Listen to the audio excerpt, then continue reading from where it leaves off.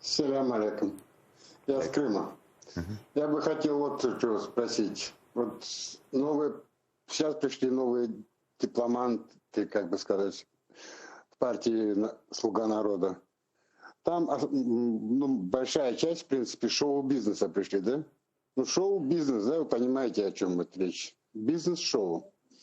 И я думаю, что у какой-то страны, для какой-то страны, понимаете, о чем я говорю, найдутся 250 или 500 миллионов долларов, в принципе, заработать этим людям.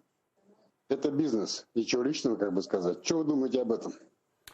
Ну, условно говоря, все задаются этим вопросом. То есть, можно ли коррумпировать новую команду таким образом, чтобы она приняла какие-то решения, которые, из-за которых Украина как-то проиграет стратегически. Да? Там, можно ли у новой команды купить поставки воды в Крым, условно говоря? Хороший пример, да.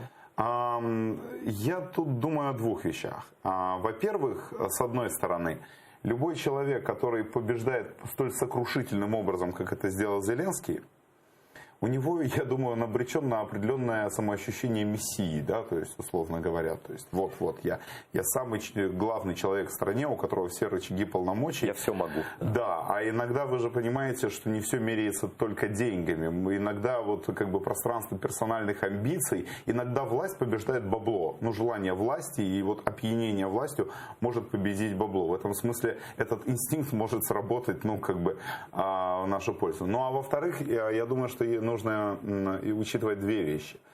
Украина, к счастью, это страна очень неравнодушных людей. И, например, обыватели, которые хотят, чтобы Украина стала Малороссией, их немало. Мы увидели, что их до 18% от общего числа избирателей, от тех, кто приходит на избирательные участки.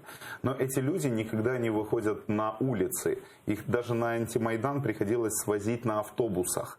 А люди, которые уходили волонтерами на фронт для защиты страны, которые уходили в волонтерские организации, которые там 3 месяца мерзли на Майдане, но все-таки снесли Януковича, их немного, может быть, там тех же 15-18%, такое же активное меньшинство. Но они именно способны быть проактивными, они способны выходить на улицы и показывать власти, чем чреваты торговля суверенитетом.